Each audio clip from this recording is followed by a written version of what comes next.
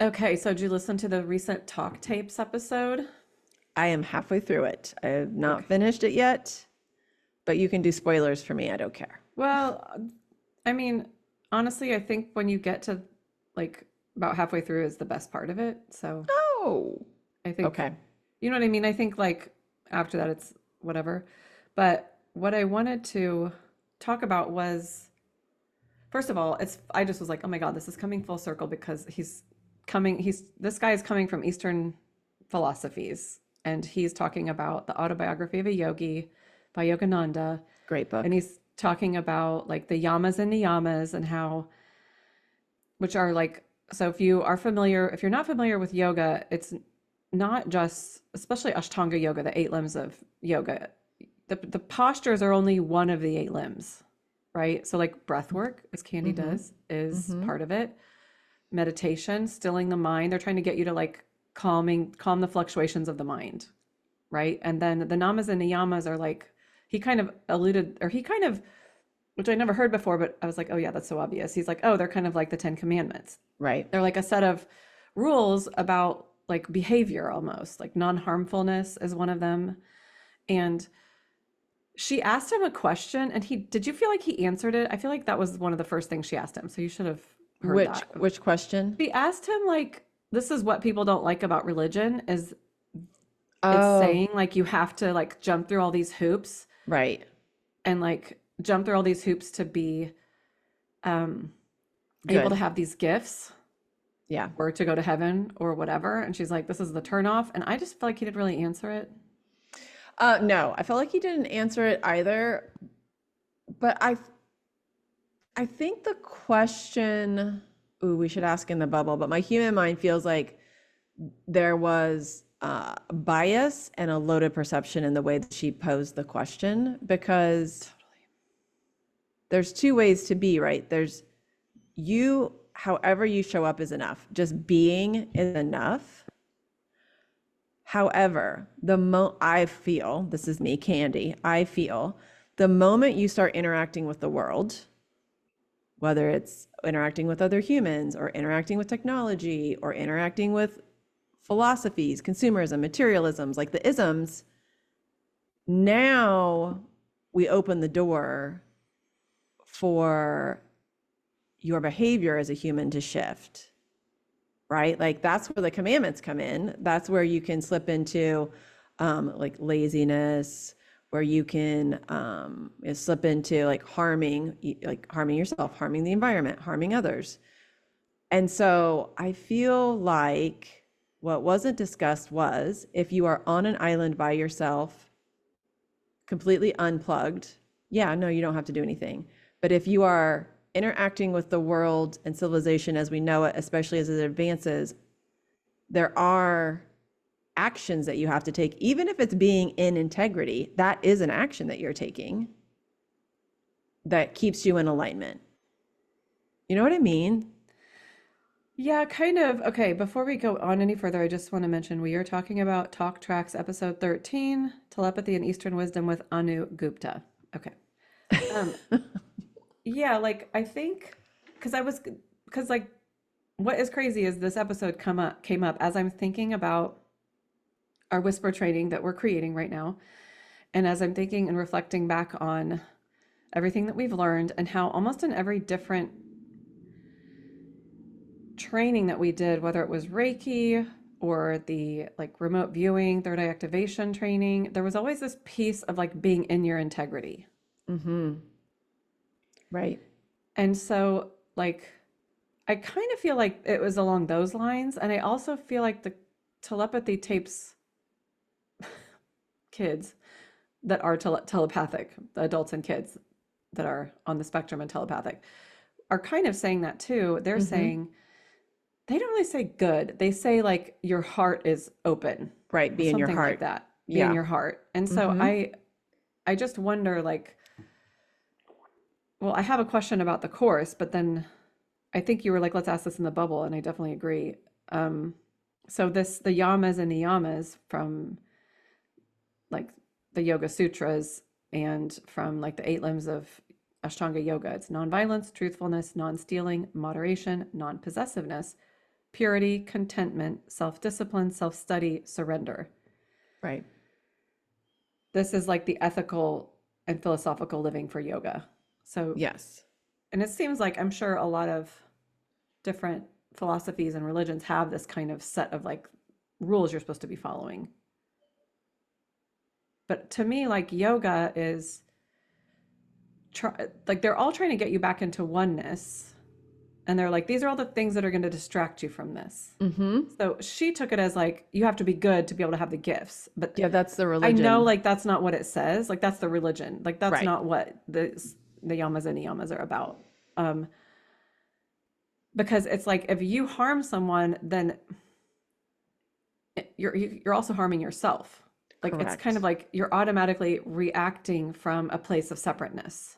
So Yes. it's not that And harming is bad and therefore you don't get to have these gifts. It's that you're separate. You're making separateness happen. right. Right. Yes. I think was so smart of him to sidestep and not answer her question. Um, because this is where the discussion would have had to have gone. You know, like I think it would have derailed a little bit of the conversation. But I, on some level, there is a doing that has to take place, even if the doing is simply believing that we are all connected, right? That's still a doing. Mm-hmm. Because I don't think that culture, the world that we live in is set up, that's not the default mode. Right.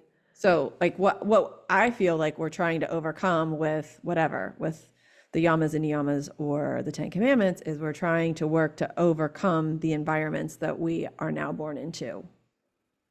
Well, so now going back to the part of the conversation where he's talking about the stages, the yugas, which are like the phases that we go through as like I don't know as what as people, but it's as evolution as far as like consciousness goes. So he's talking about Kali Yuga, which is the dark age, according to like yoga philosophy, or maybe Hindu philosophy. It ended in 1700, and now we're in what I think he said was Vapra Yuga. So we've been in it for 300 years, and this is where we start to understand the subtle energies. They're each 2,400 years long. The next one is the mental to mental, mind to mind, which is like what the telepathy tapes kids say is that we're eventually all going to be able to be communicating mind to mind. And if you think about it, then the next stage after that is the oneness with the divine. So back into unity consciousness. And if you just logically think about it, you kind of have to be able to have that mind to mind communication. It makes it easier for you to have compassion and empathy because it's like you're not at oneness yet, but because you understand exactly what someone's going through, you immediately. So it's now really interesting to look at the world right now and see the divide between the people that are like, we need to help everyone, and the people that are like, no, we don't, as being part of that cycle. Totally. Yes. Yes. Crazy. It is crazy. And I'm trying to think as oh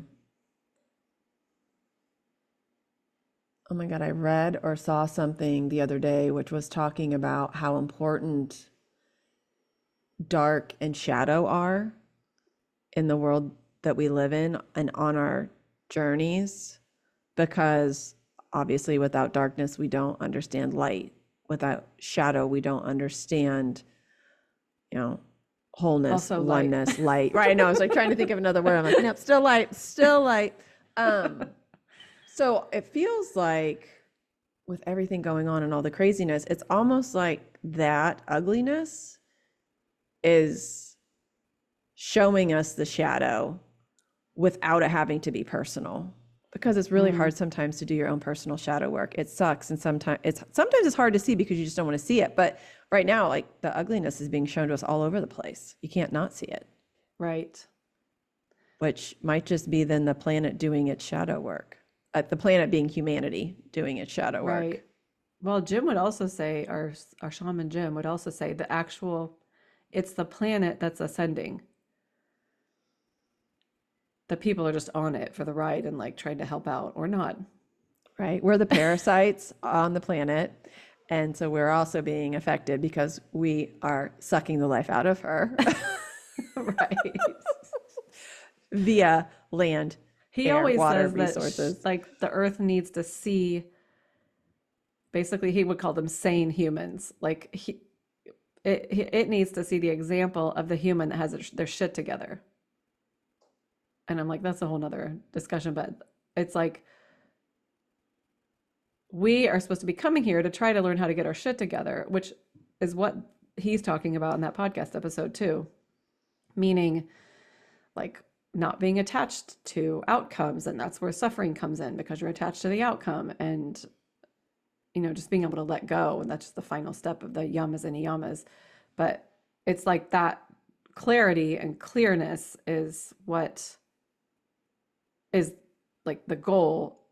And so I guess I don't know what I'm talking about, but I think it's interesting that like we are supposed to be showing that to the planet so it can evolve itself actually. Well, when I did, not to get us too derailed, but when I did Bufo in Mexico, it's a psychedelic, smoke poisonous toad venom. Kids don't go out there and do this on your own. It was facilitated by trained humans. It's a form of therapy in Mexico. It's legal. Anyway, one of the things that I saw in the experience was this symbiotic relationship between Earth and humans, because I could feel all this sadness, which is pretty much natural when you do Bufo. You like tap into whatever you're carrying, and what came forward through the facilitation was that I was carrying all this grief. Not uncommon. We as humans carry grief a lot, and was also processing it. Like I was carrying it, taking it, and then processing it and releasing it. So I was feeling all this sadness, and I was in the experience trying to understand the sadness that I was feeling. And what was shown to me was that it was related to the earth. It was somewhat earthbound. And I was like, God, I remember thinking, I just want to hug everyone so that they're not so sad. Obviously, I can't do that. And the answer that came back to me was just hug a tree. And by hugging a tree, you are literally hugging everyone, because we are all one and the same. We're all attached to each other. We're all made of the same stuff. And I was like, okay, I can get down with that. I could hug a tree. By hugging a tree, I'm in some way hugging everyone. Okay.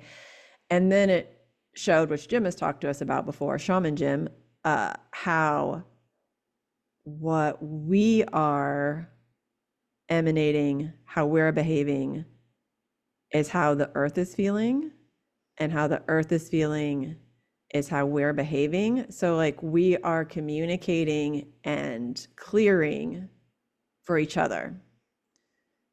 And I don't know which comes first, the chicken or the egg, but if there's a lot of sadness or grief, then we would see that also in nature, which might be hurricanes and floods, like things tied to water, the emotions. But does the human grief come first, or does the earth grief come first? I don't know. I didn't get that far, but that was what I saw, and it really resonated. And then I also saw how the planets each has its role in the emotional spectrum or the mental spectrum. Like Jupiter was very mental. Neptune was a more emotional. Saturn was emotional. And Earth, like Saturn was anger, rage, driven, purpose, masculine energy. And Neptune seemed to be more like dreamy and maybe more emotional in like love, and then sadness or grief tied to love, regret. But Earth had the full spectrum of all the emotions because she has the humans. So not that the other planets were jealous, but like on the spectrum, what it felt like was that like Earth has a very special place because she gets to have all of the experiences that all of the other planets have individually. Okay. Who knows if any of this is true, but that's what I Well, got in a psychedelic I experience. mean, I will say that there's also like I distinctly remember some kind of Marvel movie or something where the planets are like, oh God, I'm never gonna remember what this is. Maybe it's not Marvel, but it's like,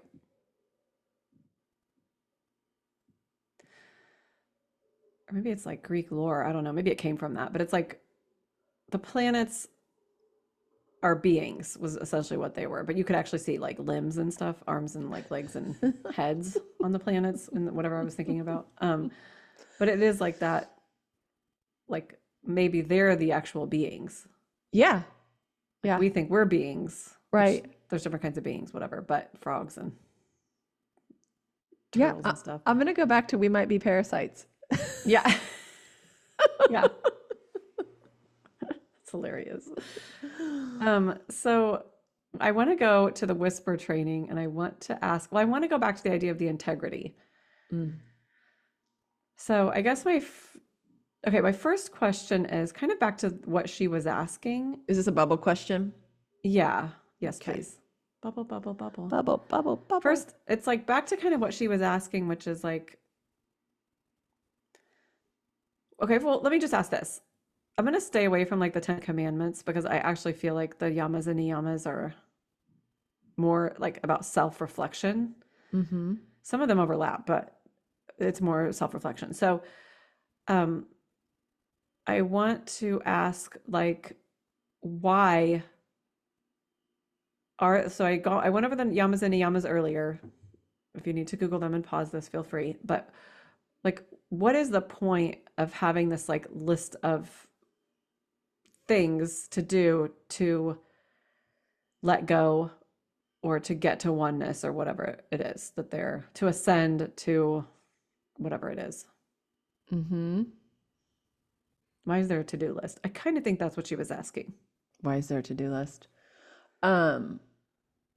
Well, first of all, they want to answer the question that they thought you were going to ask but didn't ask, which was, do you have to be in your integrity to have these gifts? That was my second question. Yeah. Okay, let's start. Okay, Let's flip that's it where back they wanted around. to start. The answer is no. You do not have to be in your integrity to have access to these gifts. That's what I thought. I was like, I disagree. That's not true, but okay, continue. But by not being in integrity, the potential for you to accumulate karma is there. So this, by not being in your integrity, is a form of non-harming. So they're like, we'll tie it back to that. A form of harming. Yeah. Oh, sorry. Yes, a form of harming. Okay. Because by not being in your integrity, you're using this power, the skill, for something that's not of good or high order. That they like high order better than good. Like it's your choice though. You're more than welcome to accumulate karma if you choose to on this journey. You're more than welcome to use skills to do bad things, quote unquote bad things. That's your choice. And that's one of the things that humans are learning is that they have choice. So then they're looking at the question that you actually asked about the yamas and niyamas and having this to-do list of how to behave or what to try to achieve. And they're like, think of it more as guardrails. Some humans need guardrails. They need reminders because of either past experiences or the experience that they're here to have. And now they're like, that you guys meaning humans, like to say, hurt people, hurt people. They're like, this is true. Hurt people do hurt people.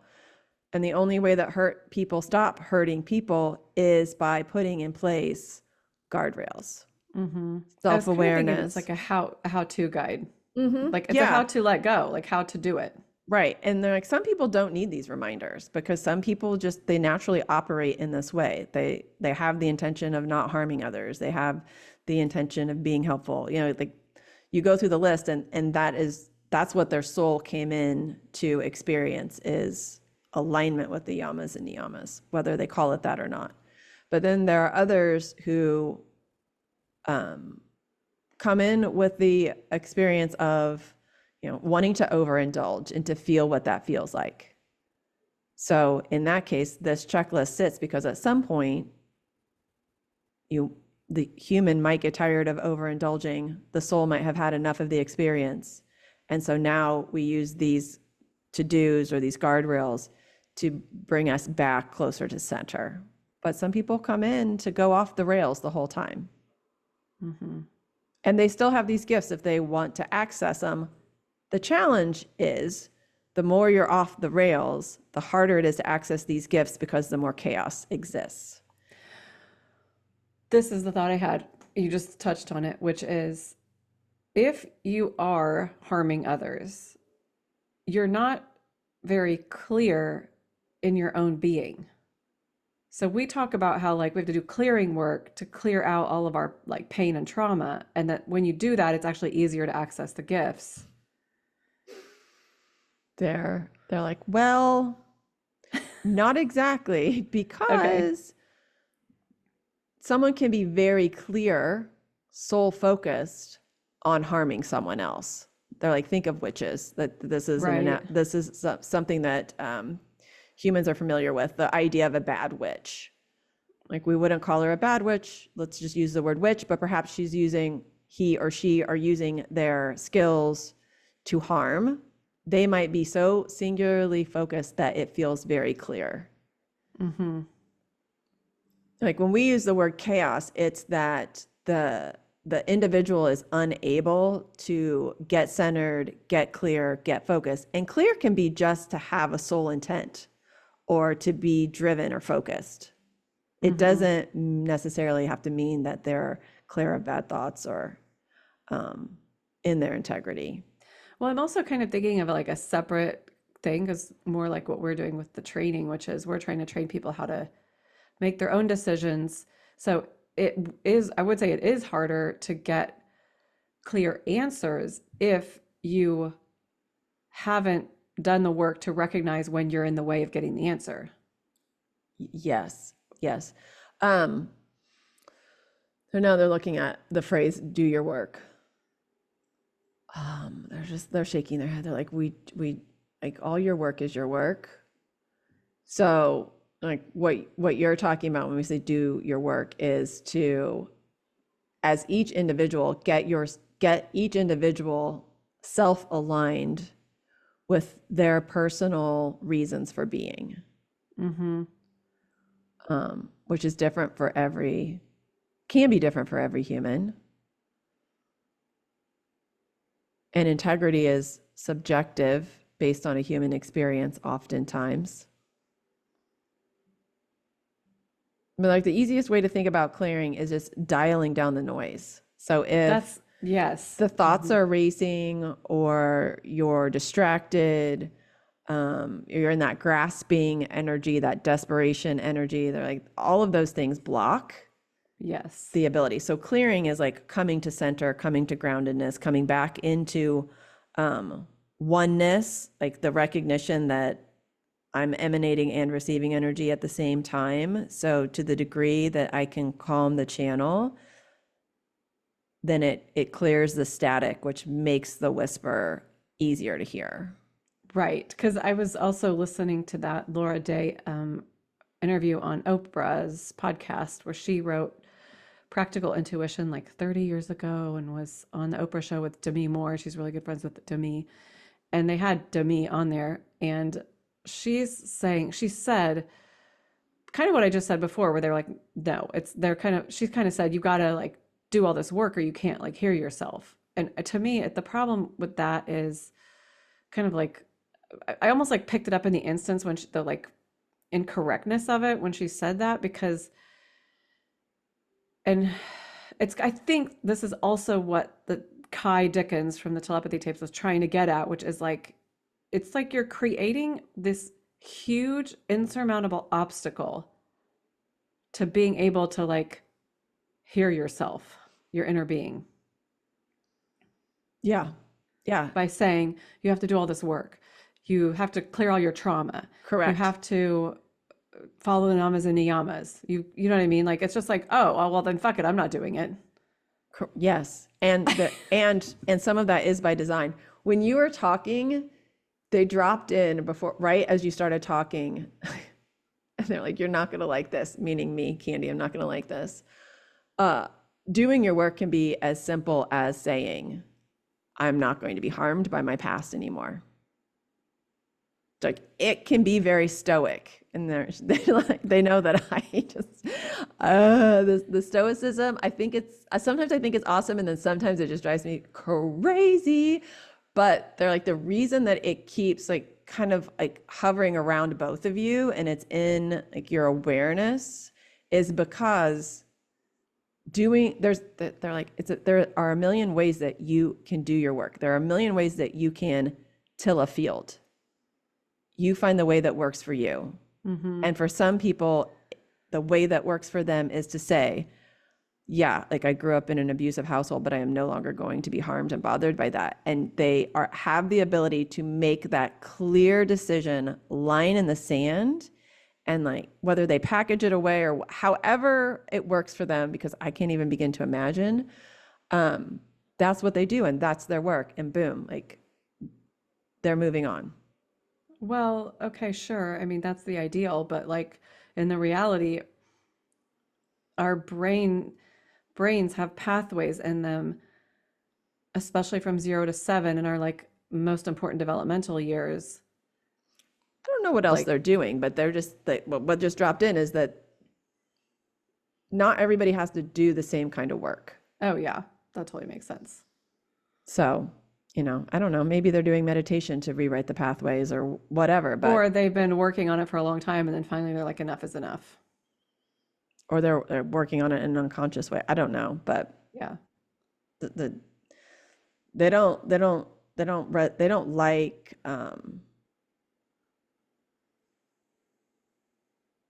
they don't like the blanket statement, you have to do your work. Yeah. Primarily, as you said, because it then is easy reason to not proceed with trying to access these gifts that are a much not easier, but a more intuitive way to express as a more whole and healthier human. Right. That's really pretty. Yeah, it is. Thanks, guys. Right. Because it's like, because even when you're saying the word gifts, it's like, oh no, it's the part of who we are. We just don't know how to use it. Yeah, Like it right. doesn't, because a gift may seem like, oh, some people have a gift, some people don't. But it's Yes. not even that. It's more like we just don't know. We don't know how to Like, use it, and like we don't know how to access it, and don't know how to use it. yeah, or trust it. Yeah, right.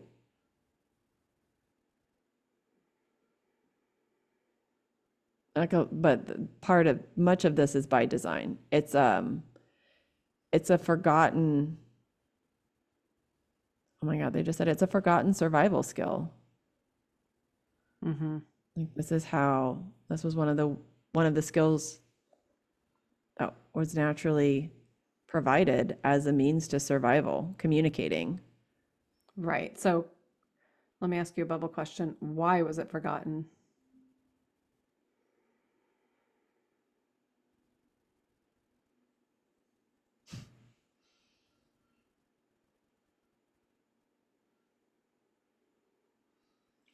Well, what they're showing is it's a little bit of a twofold answer.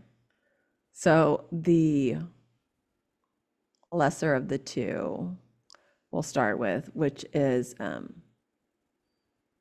it became forgotten as things like languaging advanced. It was like, because language then was new. So it was more fun to play with.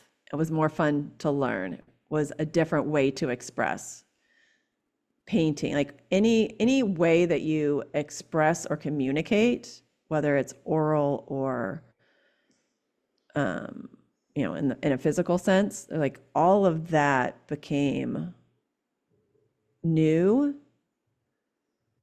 So it became the focus. And then it became such a focus that the original way was almost forgotten. Like Makes sense. telepathically communicating was a forgotten art, forgotten skill.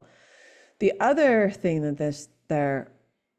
that they shared, which they're like, we don't want this to fall into like, oh, there's dark forces at play, but it's much easier to manage when we are communicating in an expressive way that can be seen or heard.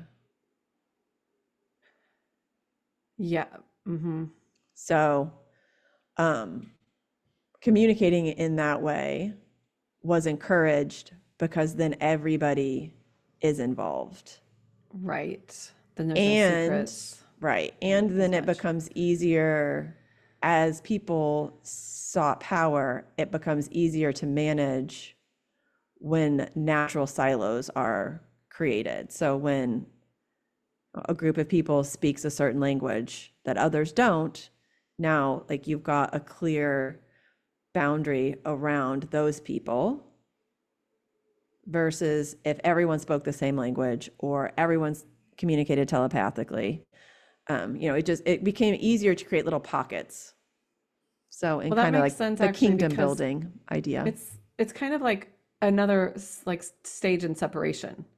Totally. Yes. So the Yugas, he mentioned this in that Talk Tapes episode, Kali Yuga, which ended in 1700, which is considered the Dark Ages.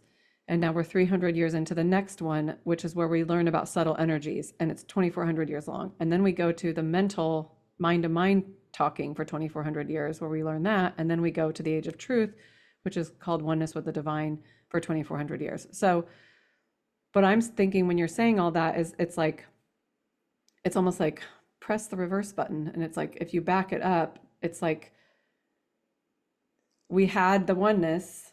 So how do you create separation? Maybe you start with language, right? There's that whole parable in the Bible about the Tower of Babylon, and language is being created. We're right back to like the fall and like, like then the whole human experience of separation. Yeah. I forgot about the Babel, right? All of this has happened before, and all of this will happen again. Battlestar Galactica. Just gotta hang around long enough. Right. Okay. Right. That is insane. But it's still like, because I was talking to my mom, or my mom was talking about this article that she that she read this morning. And I think she was trying to say that they're going to have this BBC series on this, but they're basically talking about all the different types of people, for lack of a better word, that have been on the planet. And there's this island called Flores, like flowers in Spanish. And there are actual hobbits. They found bones of hobbits, and they're calling them hobbits because of the Lord of the Rings, but they're 3 feet tall, and they're like, their feet are really big. And my mom was like, how did he know to write about that? Like, we didn't know. And I was like, well, I told her, I was like, a lot of people that are like that level of quote unquote genius are talking about like, they're not writing it. They're just bringing it forward. And then they're maybe like turning it, they're getting the story, but they are writing it like, just kind of like what we're doing right now. We're getting the information and then we're like putting it out there, and we have to use the rustic human words to like make it into something. And there's so many examples of that, of artists talking about that kind of thing. But anyway, on that same island, they have animals. It's almost like the animals went to an average size. So like big animals are smaller, like, and then small animals are bigger. Like the rats are like 4 times bigger. And they think it's because of the limited resources. I was like, gross, can you imagine? Oh, interesting. And then there's the Globeki Tepe, which I was pulling up this map of the Yugas, but the Göbekli Tepe is in Turkey, and it's like 10,000 years old, and it's like no, 10,000 years BC,